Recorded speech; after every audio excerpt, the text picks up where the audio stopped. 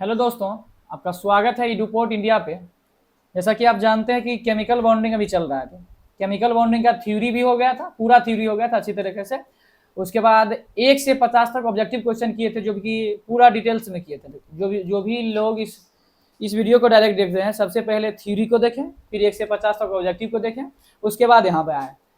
Objective करने से होगा कि आपका थ्योरी पूर्णतः रिवीजन हो जाएगा, और पूर्णतः रिवीजन होने के बाद होगा कि इस चैप्टर से क्वेश्चन फिर नहीं छूटेगा और मन भी लगेगा। ठीक है, शुरू करते हैं हम। 50 तक हो गया था, 51 से शुरू करेंगे। भगत सिंह का एक कहना था, मेरी जज्बातों से वाकिफ है इस तरह कलम मेरी जज्बातों से वाकिफ है इस तरह कलम मेरी, मैं इश्क लिखना चाहूँ वो इनकलाब लिख जाती है। तो कहने का तात्पर्य यही है कि आप अपने काम के प्रति फोकस कीजिए और इस तरह रहिए कि आप कुछ और भी करना चाहे तो मन इसमें लगे, ना कि उसमें। ऐसे बढ़िया चीज मन सबका लगता है। आगे 51 नंबर क्वेश्चन शुरू करते हैं, आप लोग बोलिएगा। पहला क्वेश्चन है, ऑप्शन देखते रहिएगा, ऑप्शन बोला भी जाएगा यहाँ पर। आप लोग भी वीडियो में ऑप्शन देखिएगा और कोशिश कीजिएगा जो चीज़ नहीं आती है और विशेष जो भी बोला जाता है, आप कॉपी पेन आगे रख के ऐसे खाली सुनिएगा तो कुछ फायदा नहीं होने वाला है। कॉपी पेन जरूर रखिए, ठीक। उसके बाद डिस्कशन का मजा लीजिए, ठीक, और मजा आएगा भी, ठीक। चलिए शुरू करते हैं। पहला क्वेश्चन है जो कि ग्रुप डी में पूछा हुआ क्वेश्चन है, ठीक। शुरू करते हैं। ब्लैक एंड व्हाइट फोटोग्राफी में इनमें से किस रसायन का उपयोग होता है? Silver bromide. ध्यान रखिएगा, इसमें ऑप्शन देखिएगा, ऑप्शन दूग रहेगा, बस दूग से ज्यादा याद नहीं रखिएगा। सिल्वर ब्रोमाइड यानी कि AgBr। ऑप्शन एगो रह सकता है AgCl। क्या रह सकता है?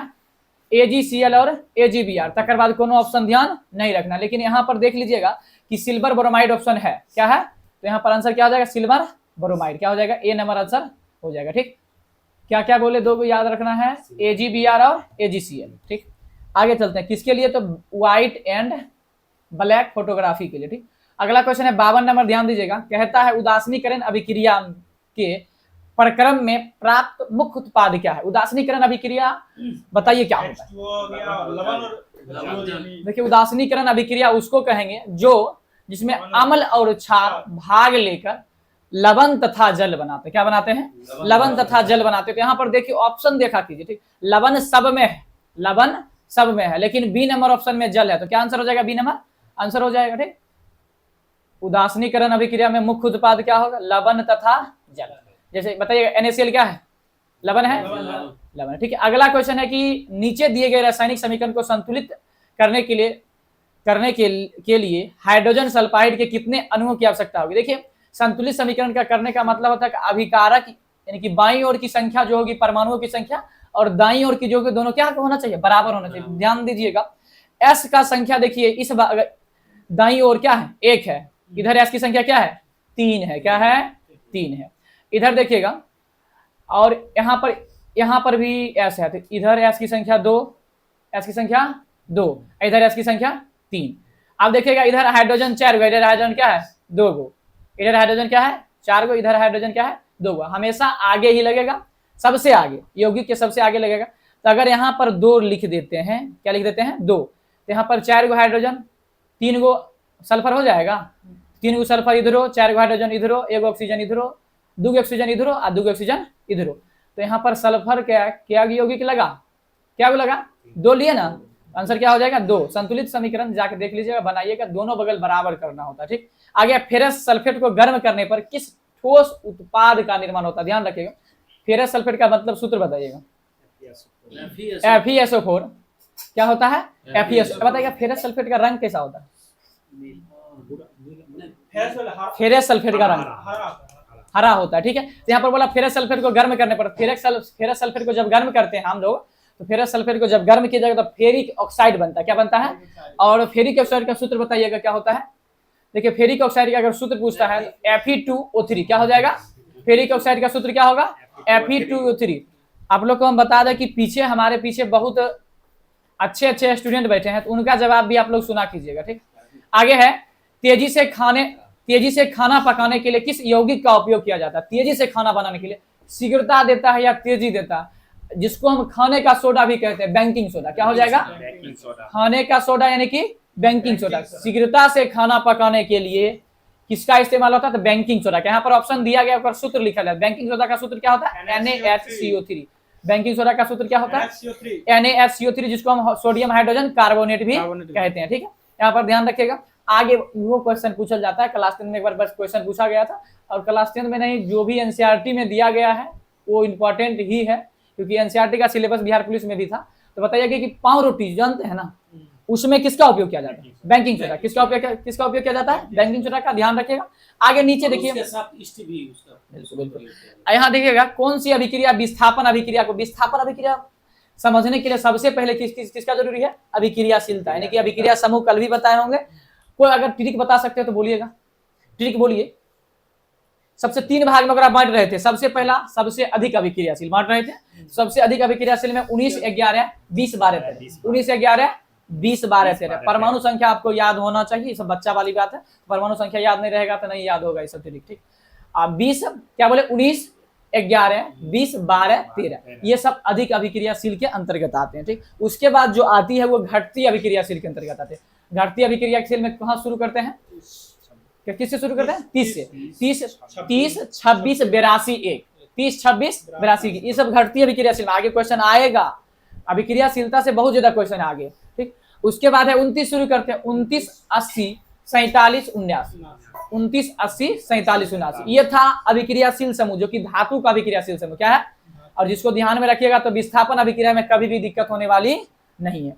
अब ध्यान दीजिएगा, इसमें कहता है कि कौन विस्थापन अभिक्रिया की उदाहरण है, विस्थापन अभिक्रिया का उदाहरण है। ध्यान दीजिए, आप देखिएगा इसमें जेड, आप एक बार प्रैक्टिस जब कर लीजिएगा ना तो ऑप्शन डायरेक्ट आपको दिख जाएगा। देखिए 2 नंबर ऑप्शन है, हम सब ऑप्शन को नहीं करेंगे क्योंकि सब ऑप्शन आप देख लीजिएगा। Zn + CuSO4 क्या है? Zn + CuSO4। आप जानते हैं कि जिंक 30 होता है और Cu कितना होता है? 29।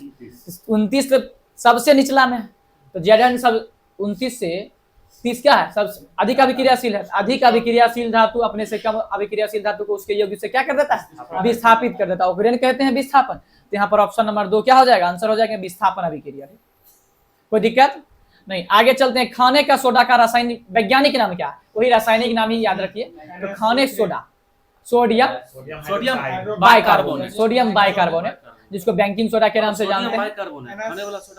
NaHCO3 होता है, खाने का सोडा ही ना बोल रहा है। NaHCO3 sodium bicarbonate option number 3 में, ऑप्शन नंबर 4 में है, देख लीजिएगा आप लोग। अब सूत्र याद करना बता देते हैं, केमिस्ट्री में सूत्र याद करना बहुत ही ज्यादा जरूरी होता है। ठीक, आगे देख लीजिएगा। अच्छा, कभी कभी अगर आप बोलते हैं कि सूत्र याद है तो आपसे पूछ लिया जाता है कि फिटकरी का सूत्र, कोई फिटकरी का सूत्र अस्थिर से बोलिएगा ताकि ये लोग भी सुन पाए।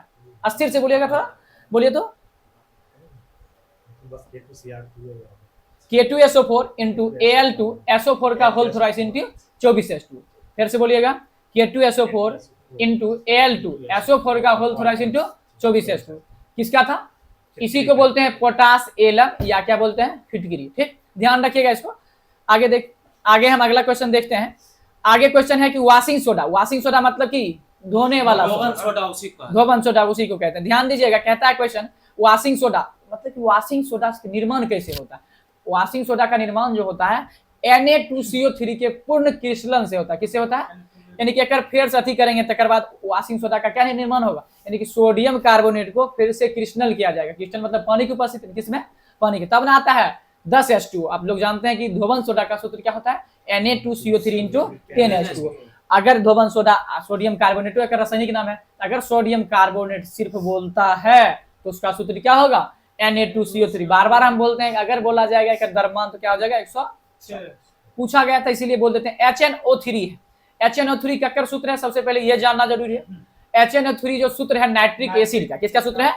आप देखिए नाइट्रिक एसिड, ई तो हो गया अम्ल HNO3, और बाद दो KOH है, KOH ये क्या है? क्षार है। ये क्या है?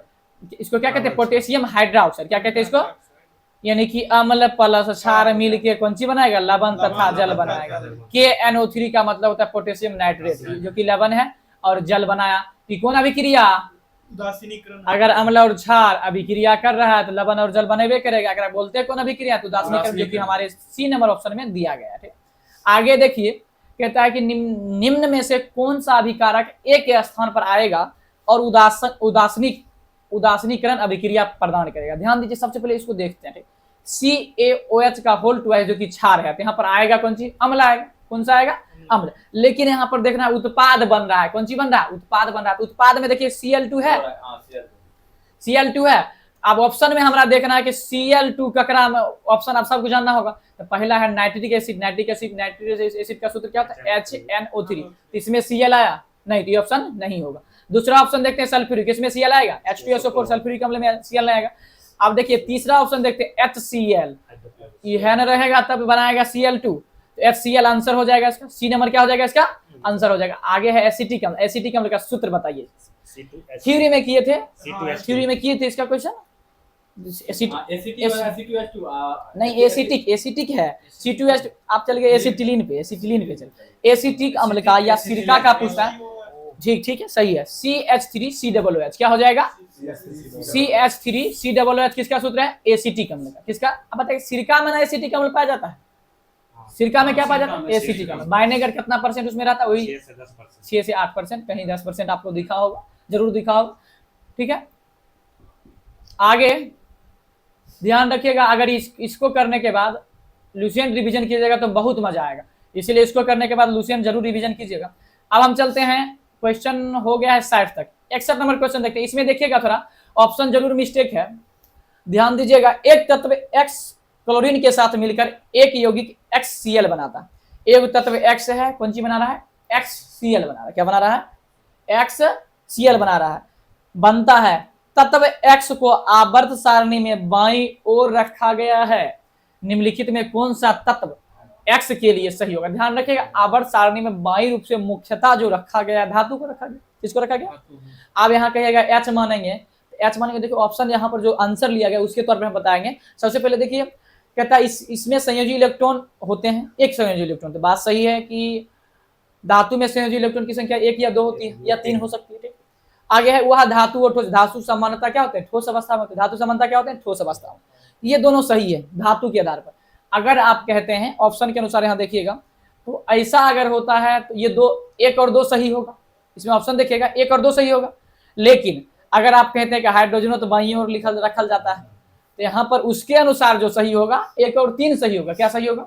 लेकिन ऑप्शन के अनुसार अगर शुद्ध ऑप्शन देखा जाए तो बी नंबर जो ऑप्शन है उसमें 3 नंबर नहीं होना चाहिए, नहीं कि 1 और 2 क्या आंसर होगा। क्योंकि आवर्त सारणी में हमको बाईं ओर दे दिया है। बाईं ओर समानता क्या है? बाईं ओर समानता क्या होते हैं? धातु होते हैं, जो कि ठोस होते हैं। अब बताइए, अधातु है, हाइड्रोजन अधातु भी है और गैस भी है। ठीक, तो इसमें देख लीजिएगा जैसा भी ऑप्शन है उस तरह से काम कीजिएगा। इसमें देखिए बी ऑप्शन लिया गया है, तो बी ऑप्शन हम ले रहे हैं। लेकिन आपको हम बता दिए, अगर हाइड्रोजन लिया जाएगा तो इसका आंसर क्या होगा? 1 और 3। ठीक, क्या होगा? 1 और 3, यानी कि अगर शुद्ध आंसर देखा जाए तो सी ही होना चाहिए। ठीक, क्योंकि इसमें 1, 2 और 3 है। ठीक, देख लीजिएगा आप लोग, शुद्ध आंसर अगर बोला जाए, क्योंकि हाइड्रोजन बताएगा आवर्त सारणी के बाईं ओर होता है, दाईं ओर? बाईं ओर होता है। किसकी ओर होते हैं? बाईं ओर। हाइड्रोजन के संयोजी इलेक्ट्रॉन में कितने इलेक्ट्रॉन? हाइड्रोजन के बाह्यतम के उसमें कितने इलेक्ट्रॉन? इसी को संयोजी इलेक्ट्रॉन बोलते हैं। तो ये अधातु भी है और गैस भी है। हाइड्रोजन क्या है? अधातु और गैस है। तो ये कह सकते हैं कि 1 और 3 आंसर हो सकता है। हो सकता है, इसीलिए तीनों ऑप्शन ले लिया है। हाँ, इसीलिए तीनों ऑप्शन ले लिया है। तो इसमें अपना देख लीजिएगा। ठीक, इसमें हम सब कुछ बता दें, ये नहीं कि मतलब आप रटवा रहे हैं। आगे, इनमें से कौन सी अभिक्रिया विस्थापन अभिक्रिया का उदाहरण नहीं है? विस्थापन अभिक्रिया आप लोग समझ सकते हैं कि विस्थापन अभिक्रिया पीछे हो चुका है, हम हमेशा डिटेल्स देंगे तो वीडियो बड़ा बनेगा। ध्यान दीजिएगा, इसमें तीनों ऑप्शन बी देखिएगा क्या कर रहा है? अधिक अभिक्रियाशील धातु अपने से कम अभिक्रियाशील को विस्थापित कर रहा है। आपको इसके लिए अभिक्रियाशीलता को याद करना पड़ेगा, जो कि सरेनीय तुरंत हुआ था। तीनों है। नीचे ऊपर देखिएगा, ऊपर क्या हो रहा है कि वियोजन अभिक्रिया। क्या है? वियोजन अभिक्रिया। एक पदार्थ है, उस सूर्य के प्रकाश की उपस्थिति में क्या हो रहा है? टूट रहा है। एक पदार्थ AgBr यानी कि सिल्वर ब्रोमाइड है, जो कि टूट रहा है Ag और Br2 में। ठीक, आगे चलते हैं। कहता है जब बेकिंग सोडा को गर्म किया जाता है तो जल और कार्बन डाइऑक्साइड परिवर्तित हो जाते हैं। किसमें? जल और कार्बन डाइऑक्साइड परिवर्तित सोडियम कार्बोनेट। किसमें? सोडियम कार्बोनेट में। सोडियम कार्बोनेट का सूत्र बताइएगा। देखिएगा, बात सुनिएगा। जैसे कि अभी बोला बेकिंग सोडा, बेकिंग सोडा को गर्म किया जाता है जल और कार्बन डाइऑक्साइड की उपस्थिति में। किसकी उपस्थिति में? तो बेकिंग सोडा का जब भी गर्म किया जाएगा जल और कार्बन डाइऑक्साइड की उपस्थिति में, तो किसका निर्माण करेगा? सोडियम कार्बोनेट का, क्योंकि आप जानते हैं कि जे में रहेगा वह में रहेगा। Na2CO3 में कार्बन डाइऑक्साइड है। आप बाकी बताइए कौन कार्बन डाइऑक्साइड है, कौन कार्बन डाइऑक्साइड दिख रहा है? नहीं ना। किसका आंसर होगा? सोडियम कार्बोनेट का। इसीलिए बोलते हैं सूत्र याद रहेगा, सब क्वेश्चन बन जाए। आगे कहता है इनमें से कौन विस्थापन अभिक्रिया संभव नहीं है, इसीलिए बोलते हैं विस्थापन अभिक्रिया के लिए अभिक्रियाशीलता याद रखिए। क्वेश्चन सब फटाफट बनेगा, ध्यान दीजिएगा, जवाब जरूर दीजिए। ठीक, आगे है कि ZnCO तो हमेशा देखबे करते थे, होबे करेगा संभव। आगे देखते हैं पीबी और सीयू। पीबी सीयू से अधिक अभिक्रियाशील है, तो यहाँ पर देखिएगा विस्थापित करते, ये भी सही है। Fe देखिएगा सीयू से अधिक अभिक्रियाशील है, तो ये भी विस्थापित करते, देखबे किए। लास्ट देखिए सीयू और पीबी, सीयू और पीबी यहाँ पर जब कर रहे थे तो 80 जो आ रहा था सीयू से क्या आ रहा था? सीयू अधिक है कि पीबी अधिक है, सो बताइए। सीयू अधिक अभिक्रियाशील है, पीबी अधिक अभिक्रियाशील है? सीयू पीबी अधिक है। 2980 2980 क्या अधिक है? हाँ तो पीबी हो जाएगा। पीबी अधिक कैसे हो जाएगा? 2980 होता है ना, 82 आता है उसमें, 30 82 में, 30 26 82। ध्यान दीजिए, फिर से बोल रहे हैं आप लोग को। ठीक, 19 11 20 12 13, ये पहला हो गया स्टेप। दूसरा स्टेप 30 26 82 1, और तीसरा स्टेप जो है 29 80। 29 ने पहले आया, 29 अधिक अभिक्रिया, यानी कि सीयू अधिक अभिक्रियाशील होगा। सीयू अधिक अभिक्रियाशील होगा ना, सीयू अधिक अभिक्रियाशील होगा ना। और PbCl2 इसमें संभव कौन नहीं है? पीबी अधिक होगा, सीयू अधिक होगा? उसमें पीबी ना अधिक होगा, अधिक अभिक्रियाशील होगा, ये आता है आपको यहाँ पे। अच्छा, पीबी अधिक होगा ना, तब ये संभव नहीं है। ठीक है, पीबी अधिक होना। होता है। अच्छा अच्छा 82 होता है। अच्छा, पीबी 82 होता है, हम 80 कर रहे हैं, सॉरी। पीबी 82 होता है, पीबी अधिक अभिक्रियाशील होगा, लेकिन यहाँ पर सीयू विस्थापित किया, इसीलिए गलत है। विस्थापन अभिक्रिया का उदाहरण नहीं है, हम पीबी को 80 मान रहे थे, Hg होता है 80। ठीक है, सॉरी। आगे किस अभिक्रिया को द्विविस्थापन अभिक्रिया कहा जाता है? ये ध्यान रखिएगा, द्विविस्थापन अभिक्रिया जो होगा अवक्षेपण अभिक्रिया क्या होगा? द्विविस्थापन अभिक्रिया क्या हो जाएगा? अवक्षेपण अभिक्रिया होगा ही होगा। अब ध्यान रखिएगा, यहाँ पर देखिए द्विविस्थापन अभिक्रिया में क्या होता है कि एक यौगिक ई ले लेता है, एक यौगिक ये लेता है, अदला बदली हो जाता है। ध्यान रखिएगा, पहला ऑप्शन ही देखिए, क्या पहला ऑप्शन साइट्रिक नाइट्रिक एसिड नहीं, साइट्रिक एसिड शायद इसको बोलते हैं। देखिएगा H2CO3 टूट रहा है, क्या हो रहा है? टूट रहा है। ये अभिक्रिया नहीं ना होगा? नहीं होगा, हो जाएगा द्विविस्थापन अभिक्रिया। देखेंगे तो निम्न से किस अभिक्रिया को द्विविस्थापन अभिक्रिया माना जाता है? नहीं होगा। अब देखिए, लेकिन दूसरा ऑप्शन देखिएगा HCl और KOH है, एक कर ई ले लिया है, एक कर ई ले लिया है, ये क्या हो जाएगा? द्विविस्थापन अभिक्रिया हो जाएगी। द्विविस्थापन अभिक्रिया हो जाएगी ना, हो जाएगी। दूसरा हो जाएगा। तीसरा देखिएगा नहीं होगा, नहीं होगा। Zn बदल रहा है, विस्थापन केवल हो जाएगा, सिर्फ विस्थापन हो जाएगा, द्विविस्थापन नहीं होगा। विस्थापन कर रहा है। और तीसरा भी वही बात है कि दो जुड़ रहा, संयोजन हो गया, तो ये इसका आंसर क्या हो जाएगा? B number. क्योंकि द्विविस्थापन मतलब होता है कि ये अपन आयन का क्या कर लेगा? अदला बदला। ये ध्यान रखिएगा, जो द्विविस्थापन होगा क्या होगा? अवक्षेपन होगा। अवक्षेपन होगा, और जो अवक्षेपन होगा वो कौन जी होगा? विस्थापन होगा। देख लीजिए आगे है, मीथेन को क्लोरीन गैस से मेथिल क्लोराइड बनाने का, मेथिल क्लोराइड मोबाइल में लगा लगेगा। मीथेन और क्लोरीन गैस से मेथिल क्लोराइड का बनना किस प्रकार की अभिक्रिया? ध्यान रखिएगा कि ये वो लिखा होता है प्रतिस्थापन अभिक्रिया, क्लास 10th में पढ़े होंगे, जिसमें कि 4 चरण होता है। ठीक, एक पहला चरण जो होता है क्लोरीन और मीथेन का जो किया गया संयोग करवाया जाता है। क्या करवाया जाता है? क्लोरीन और जो मीथेन का संयोग करवाया जाता है तो मेथिल क्लोराइड बनता है। क्या बनता है? मेथिल क्लोराइड का सूत्र होता है CH3Cl। क्या होता है? CH3Cl होता है। ठीक, आप लोग ध्यान रखिएगा, हम पढ़ देते हैं आप लोग के लिए। अभिक्रिया जो होती है प्रतिस्थापन अभिक्रिया, वैसी रासायनिक अभिक्रिया जिसमें एक अधिक अभिक्रियाशील धातु, इसमें तो कुछ और दे दिया गया है, छोड़ देते हैं, आप समझिएगा। मीथेन और क्लोरीन गैस, इसमें 4 चरण होते हैं। प्रतिस्थापन अभिक्रिया में कितने चरण होंगे? 4 चरण होते हैं। पहले चरण में ना यानी कि मीथेन और क्लोरीन की अभिक्रिया करवाई, क्या करवाई गई है? मीथेन और क्लोरीन की अभिक्रिया करवाई, जिसमें मेथिल क्लोराइड का क्या हो रहा है? निर्माण हो रहा है। क्या हो रहा है? मेथिल क्लोराइड का निर्माण होगा। और मेथिल क्लोराइड मतलब क्या? CH3Cl। क्या हो जाएगा? CH3। मेथिल क्लोराइड का क्या सूत्र होता है? CH3Cl। अगर प्रतिस्थापन का अभिक्रिया संबंध हो सकता है, एक शॉर्ट वीडियो बना देंगे प्रतिस्थापन अभिक्रिया के लिए। ठीक, आगे अभी के लिए इतना है कि मेथिल क्लोराइड का निर्माण प्रतिस्थापन अभिक्रिया से होगा। किस चरण से? तो पहला चरण से। ठीक, आगे एक शॉर्ट वीडियो आ जाएगा, हो सकता है। आगे परावैगनिक विकिरण की उपस्थिति में सिल्वर क्लोराइड और सिल्वर और देखिए फिर से पढ़ते हैं, पराविकिरण की उपस्थिति में, पराविकिरण मतलब पराबैंगनी किरण कहाँ से आता है, किससे, सूर्य की प्रकाश, यानी किरण आता है 2 गो। कहता है सिल्वर क्लोराइड कोमा सिल्वर और क्लोरीन गैस बदल जाता है, यह उदाहरण है किसका, ध्यान दीजिएगा, सूर्य के प्रकाश की उपस्थिति में बदलेगा। सूर्य के प्रकाश को पता जखने प्रकाश की उपस्थिति में कुछ बदल रहा है या टूट रहा है तो कौन अभिक्रिया बोलते हैं, तो प्रकाश अपघट अभिक्रिया नहीं होगा, टूट रहा है, टूट रहा है ना, सिल्वर और क्लोरीन में टूट रहा है ना, तो क्या हो जाएगा, प्रकाश चर्चा, कौन अभिक्रिया, प्रकाश अपघटन अभिक्रिया। कोई दिक्कत, ठीक है, क्योंकि प्रकाश की उपस्थिति में हो रहा है, ठीक, इसमें ज्यादा दिमाग लगाना। आगे देखिए क्वेश्चन को पढ़िए, बराबर क्वेश्चन है और ग्रुप डी में ही सब बहुत अच्छा क्वेश्चन पूछा जाता है, हल्का में नहीं लेना है इसको। कार्बन डाइऑक्साइड को सोडियम हाइड्रोक्साइड के जलीय विलयन में घोले जाने पर यह मिश्रण अभिक्रिया करके जलीय सोडियम कार्बोनाइड बनाते हैं। आप लोग जानते हैं कि CO2 और NaOH को जब अभिक्रिया करवाते हैं कौन सी बनाता है, सोडियम कार्बोनेट का जलीय विलयन बनाता है। कहता है निम्नलिखित में कौन इस अभिक्रिया के लिए संतुलित समीकरण, संतुलित समीकरण देखना है, ध्यान रखिएगा। सबसे पहले देखिएगा इधर O2 देखते हैं क्या क्या है, क्या करते हैं, O2 देखते हैं, इसमें छांट लीजिएगा अपना। देखिए O, देखिए पहला समीकरण में देखिएगा O क्या है, 3 है, O देखिएगा, O ऐजा 2 गो, ऐजा 1 3 गो, इसमें देखिएगा O क्या है 3 ऐजा 1 4 गो है, 3 नहीं होगा, छांट देंगे। आगे दूसरा देखिएगा O इसमें यहाँ पर 2 गो, 1 3 गो यहाँ पर, ठीक है, इसमें O क्या है 2 गो, यहाँ पर O 3 गो है, यहाँ पर भी क्या है 1 4 गो, लेकिन यहाँ पर O क्या हो गया, दूसरा में देखिएगा O 4 गो है, 1 5 गो हो गया ना, 2 2 4 1 5, यहाँ पर 5 गो हो गया है, लेकिन यहाँ पर 4 गो है, तो दूसरा ऑप्शन भी नहीं होगा, ठीक, ये दोनों ऑप्शन नहीं होगा। तीसरा ऑप्शन देखते हैं, यहाँ पर O ऑक्सीजन जो है 2 और 1 3 गो है, यहाँ पर भी ऑक्सीजन क्या है 3 गो है, 3 1 4 गो है, और यहाँ पर भी ऑक्सीजन क्या हो जाएगा 2 2 4 गो है, C नंबर ऑप्शन हो जाएगा, क्योंकि ऑक्सीजन इस पे 4 गो है, यानी कि बाईं ओर भी ऑक्सीजन 4 गो है, यो दाईं ओर भी क्या है ऑक्सीजन 4 गो, दोनों बगल बराबर है। ऐसे हम अगला ऑप्शन भी देख लेते हैं, क्योंकि चेक किए हैं, तीसरा देखिएगा ऑक्सीजन 2 1 3 गो है, इधर ऑक्सीजन क्या है 4 गो है, क्या गो है, तो डी ऑप्शन छट गया। ऐसी ऑप्शन छांटिएगा, बार बार बनाते रहिएगा तो समय ज्यादा लगेगा, अभी आपको बता रहे थे इसीलिए ज्यादा समय लगता है, अन्यथा बनाने के लिए तो।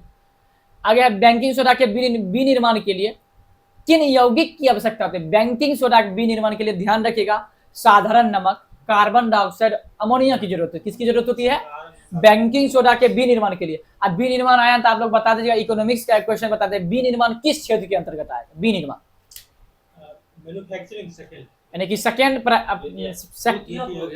द्वितीय के सेकेंडरी सेक्टर के अंतर्गत आएगा, सेकेंडरी सेक्टर के अंतर्गत आएगा विनिर्माण क्षेत्र। अब यहाँ पर है कि बैंकिंग सोडा का विनिर्माण किन यौगिक की आवश्यकता होती है, बैंकिंग सोडा के विनिर्माण में साधारण नमक, कार्बन डाइऑक्साइड और अमोनिया। अमोनिया का सूत्र बता सकते हैं, NH3, क्या हो जाएगा NH3। आप लोग ध्यान रखिएगा कि हर एक सब्जेक्ट का डिस्कशन यहाँ पर होगा और अच्छी तरीका से होगा। आप लोग सिर्फ अभी एक होता है ना झांसा दे रहे हैं अभी, ठीक, इकोनॉमिक्स का, ठीक, जल्दी इकोनॉमिक्स शुरू होगा, ठीक। आगे है विज्ञान प्रयोगशाला में एक क्रियाकलाप करते समय एक छात्र के टी-शर्ट पर दाग लगाया जाता है, क्या लगाया जाता है, दाग को हटाने के लिए उसे किस रसायन का उपयोग कर, ध्यान रखिएगा, दाग को हटाने के लिए आप लोग एक क्वेश्चन जरूर थ्योरी में किए होंगे कि जल की अस्थायी कठोरता को दूर करने के लिए किसका इस्तेमाल करते हैं, बैंकिंग सोडा का नहीं, सोडियम कार्बोनेट का, सोडियम कार्बोनेट का उपयोग करते हैं। जल की अस्थायी कठोरता को दूर करने के लिए किसका उपयोग, तो ध्यान रखिएगा कि दाग उग लगेगा तो हम धोबन सोडा का ही उपयोग करते हैं, उसी को ना सोडियम कार्बोनेट बोलते हैं। यहाँ पर क्या टिक लगाएंगे, ऑप्शन नंबर C हो जाएगा, क्या हो जाएगा, ऑप्शन नंबर C, जल की अस्थायी कठोरता को दूर करने के लिए। ऐसे भी आप लोग जानते हैं दाग उग लगाने के, दाग लग जाता है उसी से छुड़ाया जाता है। आगे देखिए अवक्षेपण अभिक्रिया, जो अवक्षेपण अभिक्रिया होगा द्विविस्थापन अभिक्रिया है, इसमें देख लीजिएगा। अच्छा आप लोग को बताए थे बेरियम क्लोराइड, ऑप्शन देखिए बेरियम क्लोराइड कुछ अभिक्रिया करवाएंगे, कौन सी का अवक्षेप बनता था, BaSO4 का। तो पहले ऑप्शन दिख रहा था, हमारा 18 ऑप्शन देखने की क्या जरूरत है, कोई जरूरत है नहीं, पहले ऑप्शन दिख रहा है, ऑप्शन को हम लोग देखे भी हैं। आगे है जब जिंक के कण तनु सल्फ्यूरिक, तनु मतलब समझते हैं, तनु मतलब जल की मात्रा क्या होगी, अधिक होगी, अम्ल की मात्रा कम होगी।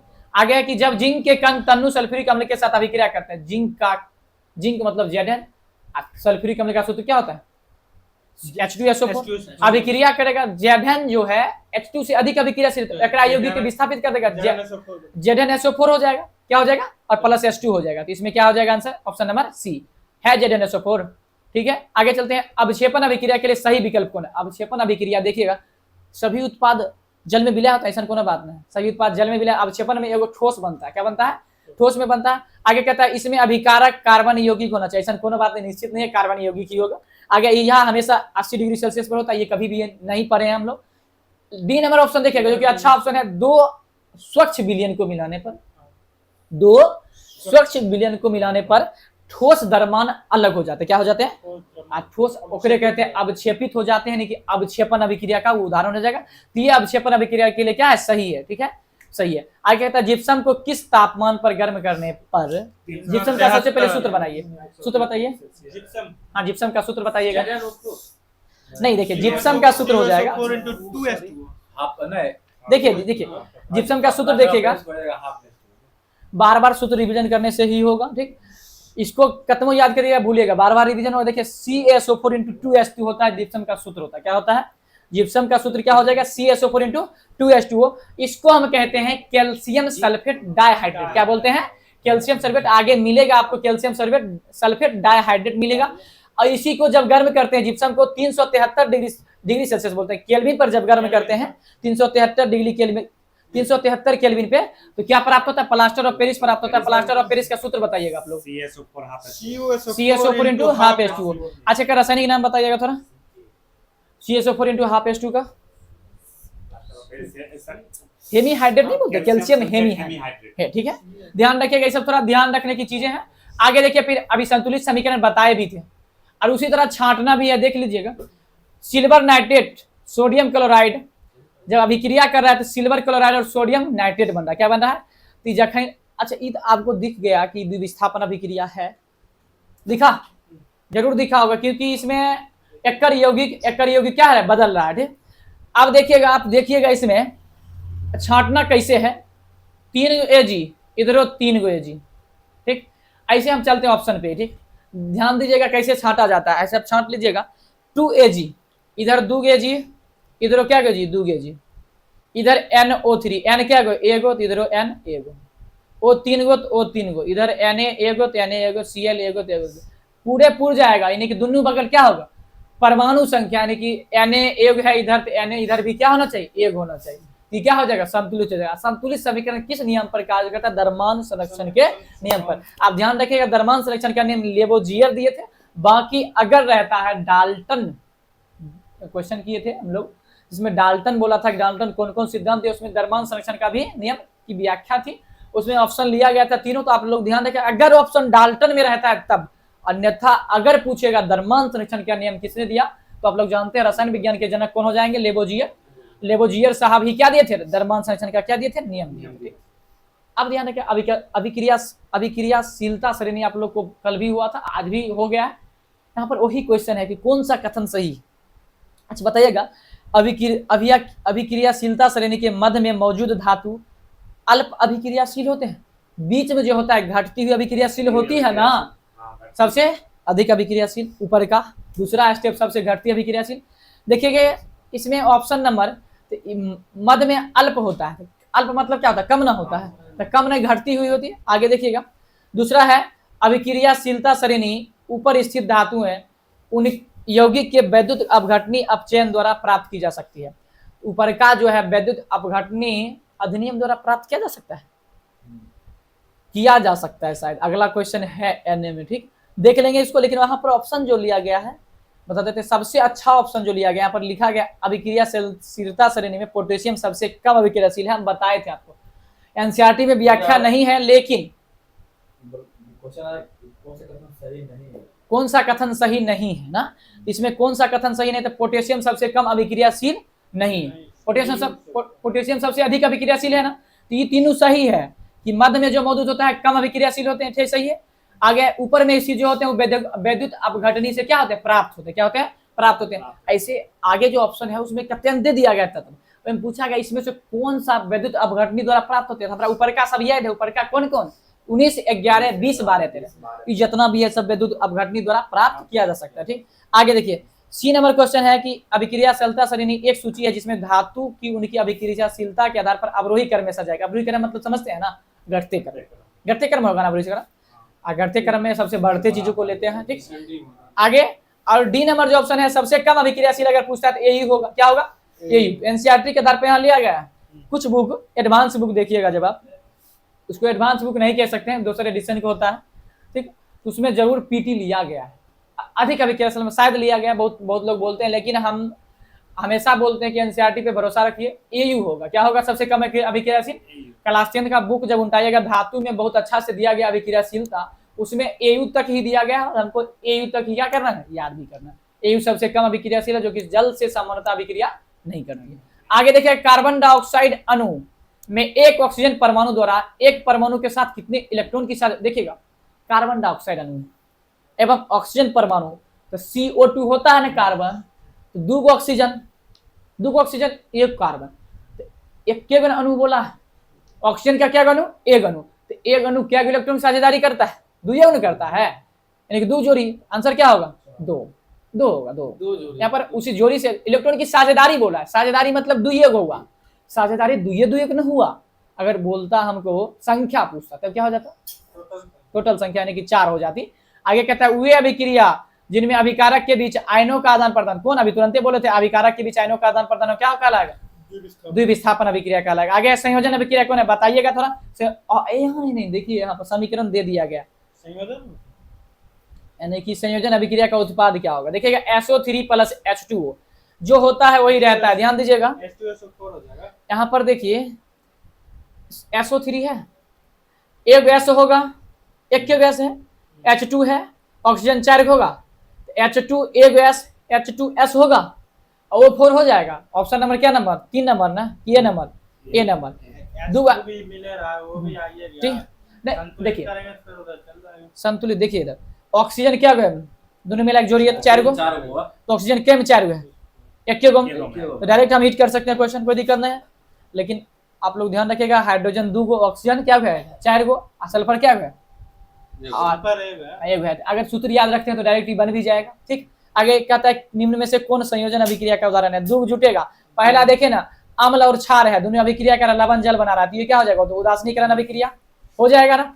दूसरे ऑप्शन देखे ना, H2 + O2, H2 + O2 जो मिल रहा है, H2O2 मिल के क्या बनता है? H2O, तो संयोजन अभिक्रिया है ना, संयोजन अभिक्रिया है। अब उसके बाद ये ध्यान रखिए, विद्युत अपघटन अभिक्रिया भी ये है बिल्कुल है ना, तो ध्यान रखिएगा। लेकिन यहाँ पर संयोजन अभिक्रिया का पूछा तो ये एग्जांपल सही है। अच्छा बता सकते हैं आप लोग वैद्युत अपघटन? देखिए संयोजन अभिक्रिया H2 + हाँ टूटेगा तब, विद्युत धारा की उपस्थिति में अगर जल टूटता है तो वैद्युत अपघटन अभिक्रिया हो जाएगी। इसके हाँ इसके लिए बोल दिया, ऐसे थ्योरी कर लिए तो इतना समझ जरूर आना चाहिए कि हम बोलना क्या चाह रहे हैं ना। आप लोग ध्यान दीजिए क्या बोलना चाह रहे हैं, कुछ मिस्टेक होगा, ठीक। आगे है अवक्षेपण अभिक्रिया के लिए सही विकल्प का चयन कीजिए। अवक्षेपण अभिक्रिया मतलब कि क्वेश्चन आया था, डी नंबर ऑप्शन हुआ था, दो स्वच्छ विलयन को मिलाने पर क्या ठोस द्रव्यमान अलग होते, क्या होते हैं? दो स्वच्छ विलयन को मिलाने पर क्या होंगे? ठोस द्रव्यमान अलग होंगे। आगे देखिएगा, कार्बन अन्य तत्वों के साथ परबल बंधन बनाता है, निम्न में से कौन सा दिया गया कथन सही व्याख्या करता है? सुनिएगा, कहता है कार्बन नाभिक अपने छोटे आकार के इलेक्ट्रॉन के साइज, यानी कि साइज होना चाहिए, यानी कि साइज लिखा हुआ है पर युग्म को प्रबलता से पकड़ कर रखता है। कार्बन कहता है कार्बन नाभिक छोटा, ऐसे आप लोग छोटा लोग जो होता है बड़ा लोग की पकड़ खूब रखता है, होता है ना, तो यहाँ पर लिखा गया वही, कार्बन नाभिक अपने छोटे आकार के इलेक्ट्रॉन के साइज को, प्रबलता मतलब होता है अधिक, यानी कि मजबूती से पकड़ कर रखता है। तो ऑप्शन नंबर 1 क्या हो जाएगा? सही हो जाएगा। अगला देखिएगा, कहता है कार्बन आगे अपने छोटे आकार के कारण इलेक्ट्रॉन के दुर्बलता मतलब कमजोर नहीं होगा। आगे कहता है कि जब बड़े आकार तो नहीं है, कार्बन का छोटा आकार होता है, ये दोनों ऑप्शन नहीं होगा, बड़ा आकार वाला ऑप्शन नहीं होगा। तो ऑप्शन क्या होगा? आंसर क्या होगा? Option number A. एक बार और पढ़ लीजिएगा आप लोग, ध्यान देगा। आगे देखिएगा क्या ठीक है, आगे है कि कहता है निम्न अभिक्रिया पर विचार कीजिए। कहता है Na2SO4 + BaCl2, ध्यान दीजिएगा BaCl2 आया, हम आपको बोले थे बेरियम क्लोराइड जो है, बेरियम क्लोराइड जब भी अभिक्रिया करेगा तो BaSO4 बना रहा है, ये अवक्षेपण अभिक्रिया का क्या होगा? उदाहरण होगा ऑप्शन नंबर डी। BaCl2 जब भी अभिक्रिया करेगा तो BaSO4 का अवक्षेप बनाएगा, जो कि सफेद अवक्षेप होगा। ध्यान रखिएगा, पोटेशियम सल्फेट और बेरियम क्लोराइड आ गया ना, बेरियम क्लोराइड जब भी अभिक्रिया करेगा तो अवक्षेप कैसा बनाएगा? Barium sulphate. Option number D है, देख लीजिएगा। आगे द्विविस्थापन अभिक्रिया, इसमें देखिए कौन अथी है, ठीक है, द्विविस्थापन अभिक्रिया के परिणाम से अवक्षेप बनते हैं, बिल्कुल सही बात, अवक्षेप बनेंगे। गैस उत्सर्जित होते हैं, रंग बदल जाता है, बिल्कुल सही। देखिएगा कि 2 और 3 है, बिल्कुल देखिए रंग जरूर बदलेगा, जखन अवक्षेप बनेगा तो रंग बदलेगा, अवक्षेपण अभिक्रिया का जो नियम है कि रंग बदलेगा। उसके बाद अवक्षेप तो बनबे करता है अवक्षेपण अभिक्रिया में, और क्या होगा, रंग बदलेगा। तो ऑप्शन नंबर ए सही हो जाएगा, 3 और 1, 1 और 3। आगे कहता है एक विद्यार्थी एक रिबन और उसे ऑक्सीजन की उपस्थिति में जलाता है, जिससे यह मैग्नीशियम ऑक्साइड में बदल जाता है। अब देखिए, अब आपको बोले थे कि मैग्नीशियम रिबन को अगर ऑक्सीजन की उपस्थिति में जलाते हैं तो मैग्नीशियम ऑक्साइड बनाता है। क्या बनाता है? मैग्नीशियम Mg और ऑक्सीजन मिल रहा है कि कौन सी होगा, 2 पदार्थ मिल के कौन चीज। लेकिन जो आप जानते हैं कि ऑक्सीजन की उपस्थिति में अभिक्रिया होगी तो ऑक्सीकरण अभिक्रिया बोल सकते हैं ऑप्शन के आधार पर। यहाँ पर ऑक्सीजन की उपस्थिति में अभिक्रिया तो ऑक्सीकरण अभिक्रिया हो जाएगा। आगे देखिएगा कौन सा यौगिक चक्रीय असंतृप्त है। चक्रीय, अच्छा देखिएगा साइक्लोप्रोपेन, साइक्लोप्रोपेन का सूत्र जो होगा C6H12 होगा। क्या होगा? साइक्लोप्रोपेन का सूत्र क्या होता है? C6H12, ठीक। उसी तरह देखिएगा एथेन, सब नेकर सीधा बनता है, C2H6। एथेन का C2H6 होता है। साइक्लोहेक्सेन का बोलिएगा, नहीं साइक्लोप्रोपेन का हो जाएगा। देखिए बेंजीन का, अच्छा इधर ध्यान दीजिएगा थोड़ा, प्रोपेन बोले ये सब का ना संरचना सूत्र जो बनाइएगा वो सीधा होगा। क्या होता है? सीधा होगा। लेकिन जब बेंजीन का बनाते हैं तिरछा बनता है ना, चक्रीय होता है। क्या होता है? बेंजीन का हम देखे भी थे, इसको एरोमेटिक का पहला सदस्य है ये बेंजीन, ठीक। ध्यान रखिएगा एरोमेटिक का सदस्य का पहला सदस्य है बेंजीन, और ये एक चक्रीय होता है। तो बस चक्रीय दिया गया, चक्रीय से मार सकते हैं बेंजीन, कोई दिक्कत नहीं। असंतृप्त हाइड्रोकार्बन जो डिटेल्स में पढ़ेंगे हम कार्बन एवं कार्बन यौगिक में, अगर उस चैप्टर को समझना है तो जब तक इस चैप्टर को सही से आप लोग नहीं समझ पाइएगा तो आगे चैप्टर केमिस्ट्री समझ आने वाला नहीं है। अब बाकी याद करने के लिए लूसेंट काफी है, याद करते रहिए। आगे है डैश का रासायनिक नाम calcium sulphate dihydrate. Calcium sulphate dihydrate हम एक बोले थे, यानी कि जिप्सम का नाम है। क्या है? जिप्सम का सूत्र बताइएगा, CaSO4 × 2H2। CaSO4 क्या हो जाएगा? 2H2। CaSO4 × 2H2। ध्यान दीजिएगा कि कैल्शियम सल्फेट डाइहाइड्रेट इसी का सूत्र होता है और बहुत बार पूछा जाता है। देखिए ग्रुप डी में पूछा गया है, ठीक। आगे क्या होता है जब CO2 गैस चूने के पानी में, तो रंग क्या हो जाता है? विलयन क्या हो जाता है? दूधिया हो जाता है। आगे क्वेश्चन देखिए, स्पीड में खींचना चाह रहे हैं, ठीक। आगे रासायनिक समीकरण को संतुलित करने की विधि क्या कहलाता है? रासायनिक जो अभी हम संतुलित कर रहे थे, द्रव्यमान का नियम भी कह सकते हैं ऑप्शन के अनुसार। यहाँ पर ऑप्शन देखिए, तो देखिए सबसे अभी जो चल गया है विधि, जो चली है हिट एंड ट्रायल विधि। हिट एंड ट्रायल विधि जिसको हम कहते हैं कि अब हिट कर रहे थे कि वो इन्हें मिला रहे थे, इन्हें मिला रहे थे। हिट एंड ट्रायल विधि बहुत ही अच्छा विधि है, प्रैक्टिस करने से आपको भी हो जाएगा। कीमत प्रैक्टिस कीजिएगा, जरूर हो जाएगा, समय दीजिएगा इसमें तब, ठीक। अन्यथा आप लोग क्लास 10 से गुजरे होंगे तो ये क्वेश्चन जो है अनिवार्य है कि हर एक सेशन में पूछा जाता है, चाहे वो कोई भी सेशन हो, क्योंकि पहले तो 5 नंबर में पूछा जाता है, अब 1 नंबर का क्वेश्चन ये पूछा ही जाता है। लेड नाइट्रेट और पोटेशियम नाइट्रेट आयोडाइड के बीच क्या अभिक्रिया होता है? लेड नाइट्रेट और पोटेशियम आयोडाइड। इधर सुनिए, विस्थापन अपक्षेपण ये तो हो ही जाएगा।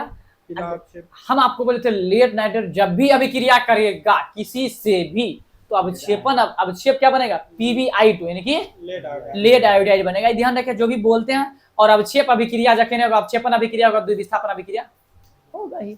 आगे देखिए अभिक्रिया विस्थापन अभिक्रिया कौन है? विस्थापन अभिक्रिया जितना क्वेश्चन बना लिए हैं हम लोग, अगर आप लोग देखिएगा वीडियो जाके पीछे तो बहुत सारा क्वेश्चन अब विस्थापन अभिक्रिया से ही आया है। और अभिक्रिया जो है क्लास 10 में भी पूछा जाता है बहुत ज्यादा अति करके, यहाँ पे भी पूछा जाता है कंपटीशन में भी, ठीक। एनसीईआरटी को छोड़ना नहीं है। आगे देखिए इसमें ऑप्शन जो दिया गया है Zn + CuSO4, एरो का निशान ZnSO4 + Cu। ये जो है ना 4-5 जो विस्थापन अभिक्रिया का जो एग्जाम्पल आता है बार बार आता है, आप प्रैक्टिस एक बार कर लीजिएगा फिर छूटने वाला नहीं है। और इस पे ज्यादा समय देना नहीं है क्योंकि रिवीजन करने के बाद एकाएक दिख जाएगा कौन विस्थापन अभिक्रिया है, कौन विस्थापन अभिक्रिया नहीं है। बस शर्त इतना है कि अभिक्रियाशीलता समूह को आप लोग क्या कर लीजिएगा, याद कर लीजिए। आगे देखिए बोले थे ना क्वेश्चन आएगा अपघटन द्वारा प्राप्त किया जा सकता है, ऊपर का जत्ते होगा 19, 11, 20, 12, 13 सब प्राप्त किया जा सकता है। देखिए पहला में है Na सही है, Zn आ गया तो गलत हो जाएगा। दूसरा देखिएगा, दूसरा मिल जाएगा Na हो जाएगा, आता है ऊपर का में, Mg आता है ऊपर का में, Al आता है तो बताइए Na 11, 12, 13 आ गया ऊपर काम। ये इस सब को क्या कहता है? प्राप्त किया जा सकता है वैद्युत अपघटन द्वारा, ठीक। आगे नीचे देखिएगा, फिर देखिए वही अभिक्रिया सोडियम मैग्नीशियम एल्युमिनियम जी, सोडियम में जितना भी ऊपर का यानी कि फर्स्ट स्टेप का सबसे अधिक अभिक्रियाशील जो होंगे वो वैद्युत अपघटन विधि द्वारा क्या किया जा सकता है, प्राप्त किया जा सकता है। आगे चलते हैं, कहता है बेरियम क्लोराइड और सोडियम सल्फेट के बीच अभिक्रिया का सबसे सटीक निरूपण क्या है। देखिए ध्यान दीजिए, सबसे पहले तो हम लोग जानते हैं कि बेरियम क्लोराइड जब भी अभिक्रिया करेगा तो BaSO4 का निर्माण करेगा, अवक्षेप का निर्माण करेगा, जिसमें सब में BaSO4 है। तो आपको बनाना इसमें क्या है, हीट एंड ट्रायल विधि से। किससे बनाना है, देखिएगा इसमें देखिएगा सबसे पहले Na दुग है, इधर Na क्या है, दुग है, इधर देखिएगा S एक है तो S क्या है, एक है, ऑक्सीजन 4 है तो ऑक्सीजन क्या है, 4 है, अब Ba एक है तो Ba एक है, तो पहले ऑप्शन तो ये गया, ठीक। इसी तरह देख लीजिएगा आप आगे, सहसंयोजी बंधन इसमें से कौन नहीं बनाता, ध्यान दीजिएगा, H2 तो बनेबे करता है, एक एकरा देगा पूर जाएगा ना H2।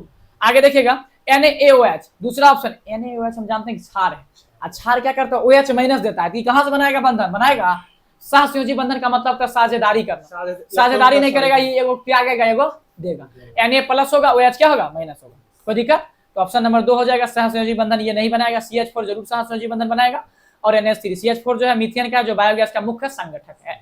आगे देखिए, नीचे देखिएगा, थोड़ा नीचे देखिएगा, बड़ी परेशान करता है, हाँ ठीक, देखिएगा दिए गए रासायनिक समीकरण में क्रमशः X और Y उत्पाद को पहचाने।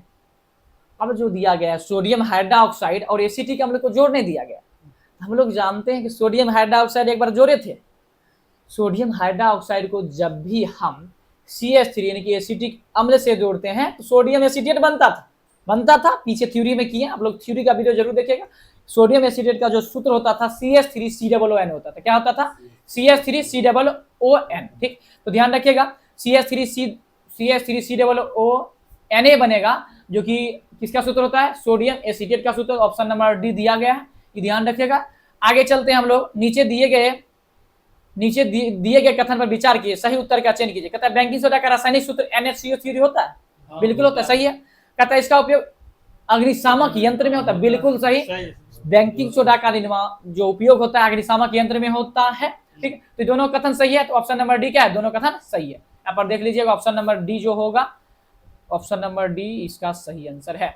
आगे चलते हैं, देखिए आज जहां तक होगा वहां तक कर लेते हैं, मतलब कि कुछ देर और करेंगे 5 मिनट, उसके बाद जो कल जो होगा इस चैप्टर को क्या कर देंगे, खत्म कर देंगे, क्योंकि आगे जो क्वेश्चन है बहुत आसान है, बस शुरू में जो क्वेश्चन था वो समझने की चीजें थी, और अभी के समय में हवाबाजी कीजिएगा तो फिर नहीं बनेगा बहुत ज्यादा क्वेश्चन, क्योंकि यहाँ देख लिए होंगे क्वेश्चन कैसा कैसा पूछा जा रहा है, ठीक। इनमें से कौन सी अभिक्रिया अवक्षेपण अभिक्रिया से गुजरेगी, यहाँ पर आप लोग देख लीजिएगा जाके, जो द्विविस्थापन अभिक्रिया होगी वो क्या होगी, अवक्षेपण अभिक्रिया होगी। यहाँ पर देखेगा तो हम सी नंबर पहला ऑप्शन देखेंगे कि अम्ल और क्षार मिला है, अम्ल और क्षार मिलता है, कौन, उदासीनीकरण अभिक्रिया, कोई दिक्कत नहीं।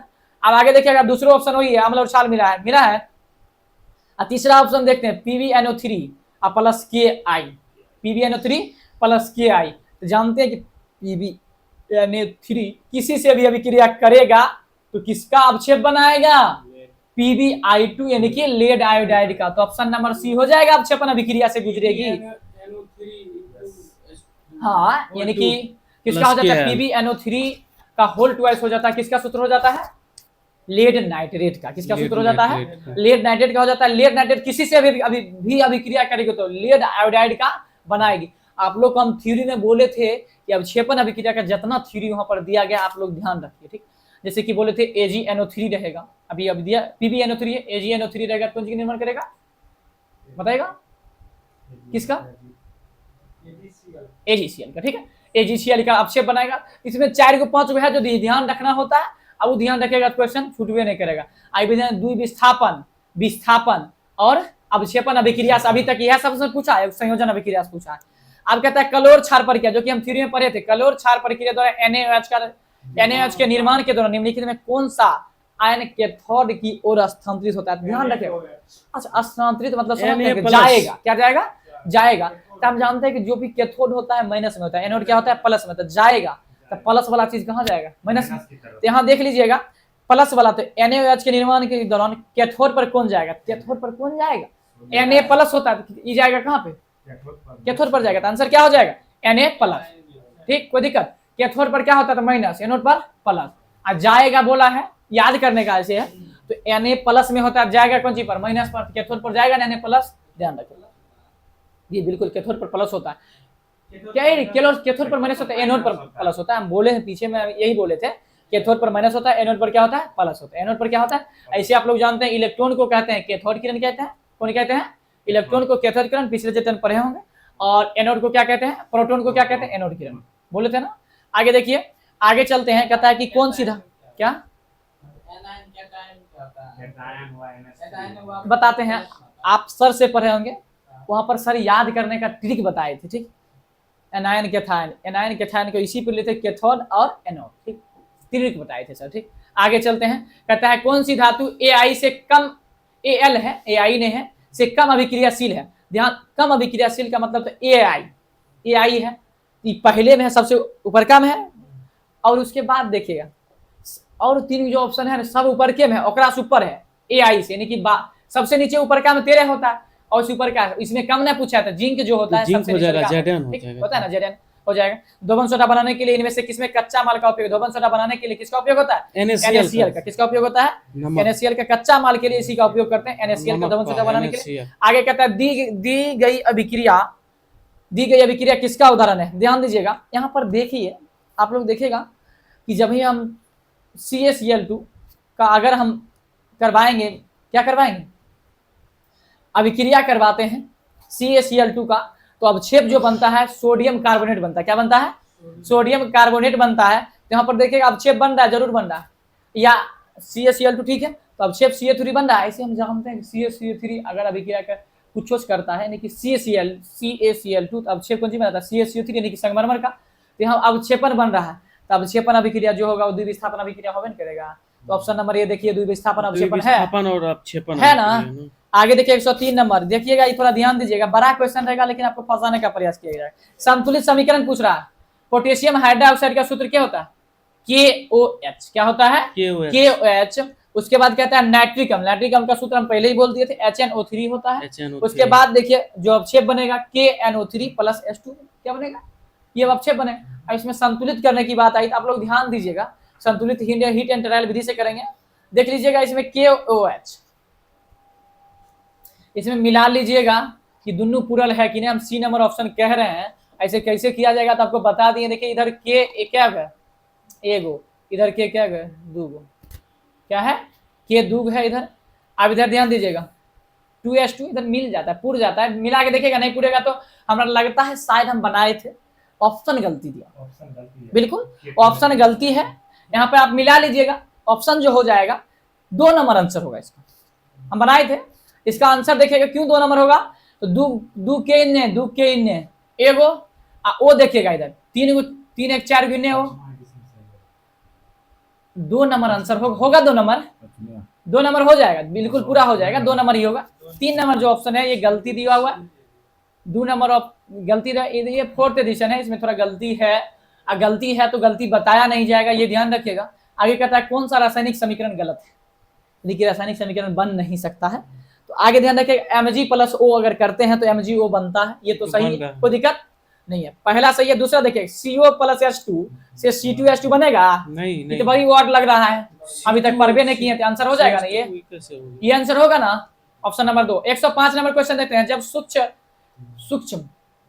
सूक्ष्म बुझे हुए चूने को क्लोरीनीकरण कराते हैं, कि प्रतिस्थापन अभिक्रिया को है बोलते हैं, तो मुख्य उत्पाद के रूप में क्या बनेगा। ध्यान दीजिएगा, जब सूक्ष्म CO को क्या करवा रहे हैं, क्लोरीनीकरण करवा रहे हैं, चूना का जल को क्लोरीनीकरण करवा रहे हैं, क्लोरीनीकरण का मतलब O आएगा उसमें जुटेगा। तो ध्यान रखेगा कैल्शियम ऑक्साइड ओकरा बोलबे करते हैं, O जोड़ रहे हैं, तो ध्यान रखेगा अगर हम सूक्ष्म बुझे हुए चूने का, किसका बुझा हुआ चूना सूत्र होता है CaO, अगर इसका करवाएंगे तो हो जाएगा कैल्शियम ऑक्सीक्लोराइड। क्या हो जाएगा, कैल्शियम ऑक्साइड को ऑक्सीक्लोराइड, क्या हो जाएगा, कैल्शियम ऑक्सीक्लोराइड। ठीक है, आगे देखिएगा क्वेश्चन 6 नंबर 106, निम्नलिखित में से कौन सा 2 यौगिक के बीच होने वाली एक संयोजन अभिक्रिया का उदाहरण जिसके फलस्वरूप नया यौगिक निर्माण होता है। जल का निर्माण जो होता है, कार्बन डाइऑक्साइड का निर्माण जो होता है, कैल्शियम हाइड्रोक्साइड का निर्माण होता है, अमोनिया का निर्माण होता है। देखिए इसमें क्यों लिया गया है संयोजन अभिक्रिया का उदाहरण जिसके फलस्वरूप यौगिक का भी निर्माण होता है। देखिए जल का निर्माण जो होता है तत्व के मिलने से होता है, किसके मिलने से होता है, तत्व के सूक्ष्म कण को परमाणु कहते हैं। इसमें तत्व है, जल का निर्माण होता है, नया यौगिक बनता है, ये भी संयोजन अभिक्रिया का उदाहरण है। लेकिन हमारे यहाँ पर चर्चा की किसकी है, यौगिक की।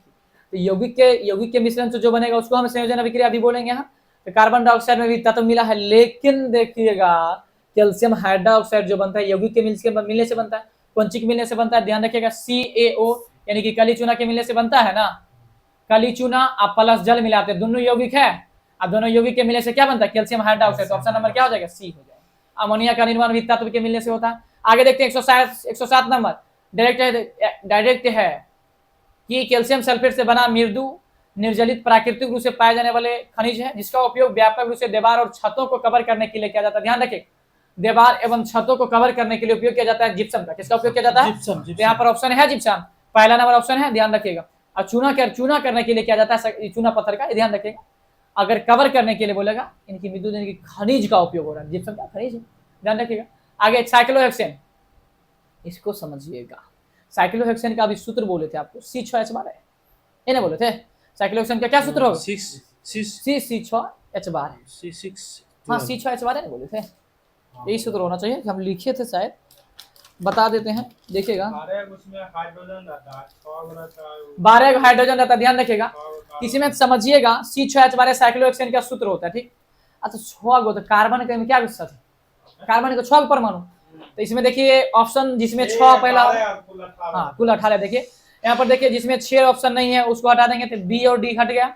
अब देखिए दूसरा ऑप्शन, अच्छा 6 गो क्या हो जाएगा, 6 कार्बन, हाइड्रोजन क्या, हाइड्रोजन 12 गो, तो यहाँ पर देखिए 6 12 है, 6 12 कुल 18, 12 कर देंगे तो 18 हो जाएगा, 6 12 18। लास्ट क्वेश्चन देखिएगा 109 है, उसके बाद 10 कर लेंगे, यहीं पर समाप्त करेंगे। निम्नलिखित को सुमेलित कीजिए। कास्टिक सोडा का सूत्र हम जानते हैं NaOH होता है, जिसको हम सोडियम हाइड्रोक्साइड बोलते हैं, तो 1 का 3। उसके बाद देखिए बेकिंग सोडा का सूत्र होता है 1 का 3 हो जाएगा, हम ऐसे करके मिला रहे हैं। अब बेकिंग सोडा का सूत्र होता है NaHCO3, जिसको सोडियम हाइड्रोजन कार्बोनेट भी बोलते हैं, और दोवन सोडा का सूत्र होता है Na2CO3 * TnH2, लेकिन यहाँ पर सोडियम कार्बोनेट भी लिया गया है, तो ये भी सही है, कोई दिक्कत नहीं है। तो ऑप्शन नंबर कौन हो जाएगा, 1 का 3, 2 का 1, ऑप्शन नंबर ये आंसर हो जाएगा, ठीक। 3 का भी। आगे 110 नंबर लास्ट क्वेश्चन है कि कौन सी अभिक्रिया संयोजन अभिक्रिया, ध्यान दीजिएगा।